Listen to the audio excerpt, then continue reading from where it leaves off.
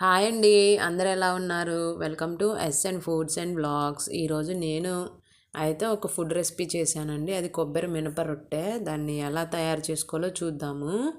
నేను ఇక్కడ 1 కప్పు గోధుమ రవ్వ తీసుకున్నాను. దీంట్లో కొన్ని వాటర్ పోసుకొని శుభ్రంగా ఒక 3 టైమ్స్ అలా కడుక్కొని పక్కన పెట్టుకోవాలి.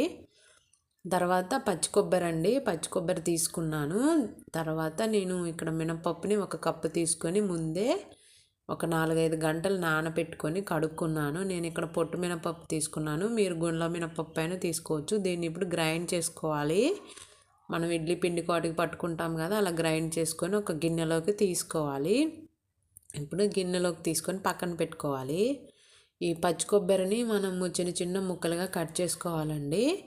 ఇలా చిన్న చిన్న ముక్కలుగా కట్ చేసుకొని మిక్సీ గిన్నె, ఇందాక నేను మినపప్పు పట్టిన మిక్సీ గిన్నెలోనే వేస్తున్నానండి. అందులోనే కదా వేసేదని.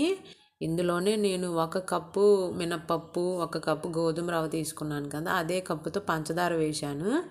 ఎక్కువ కావాలంటే ఎక్కువ తీసుకోండి, తక్కువ కావాలంటే కొంచెం తగ్గించుకోండి. ఇప్పుడు దీన్ని కూడా మెత్తగా మిక్సీ పట్టుకోవాలి. ఇలా మిక్సీ పట్టుకున్న దాన్ని ముందుగా మినపప్పు పిండిలో వేసుకోవాలి.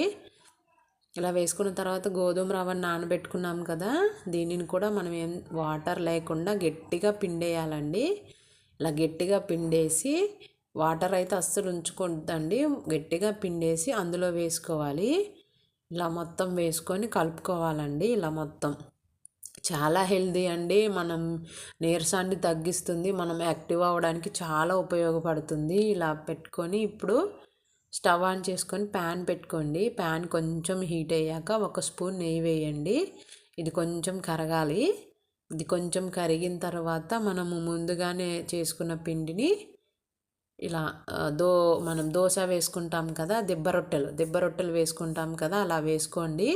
కొంచెం మందంగానే ఉంటుందండి, పలచగా అయితే వేసినా రాదు, మందంగానే ఉంటుంది. ఇది ఇలా కొంచెం స్ప్రెడ్ చేసుకొని మందంగానే వేసుకోవాలి. అస్సలు కదిలించొద్దండి. ఒక 5 మినిట్స్ వరకు కదిలియొద్దు, కదిలిస్తే పాడైపోతుంది.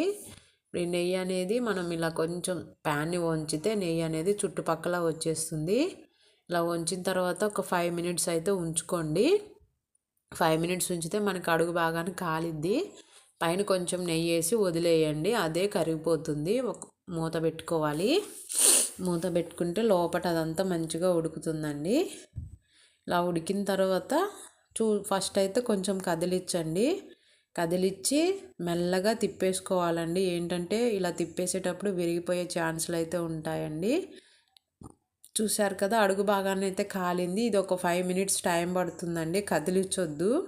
అలా వదిలేసి సిమ్లో పెట్టి అలా 5 మినిట్స్ వదిలేస్తే రెడీ అవుతుంది. చూశారు కదా, 5 మినిట్స్ తర్వాత నేనైతే ఇక్కడ తిప్పి చూపిస్తున్నాను. చాలా బాగుంటుందండి. మనకి బలం అనేది, పిల్లలకి ఇది పెడితే చాలా బలంగా ఉంటారండి. తప్పకుండా ఇంట్లో ట్రై చేయండి.